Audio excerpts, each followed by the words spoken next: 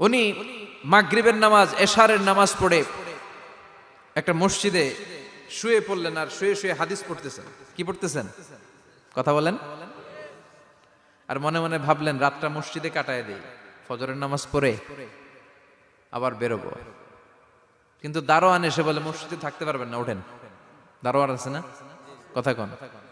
আহমদ ইবনে হাম্বল বললেন, আমি শুধু রাতটা থাকতে চাই, আমি তো ফজরেরও মুসল্লি, ফজর নামাজ পড়বো তো এই মসজিদে, আমার থাকতে দাও। দারোয়ান তো দেয় না, কেন? মসজিদে থাকার জায়গা না, যান মিয়া।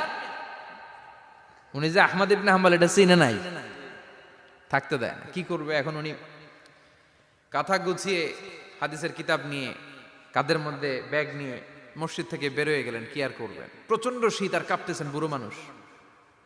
পথিমধ্যে দেখলেন বাজার। বাজার একজন খাব্বাজ, শাবুন খাব্বাজ, যুবক রুটি বিক্রেতা।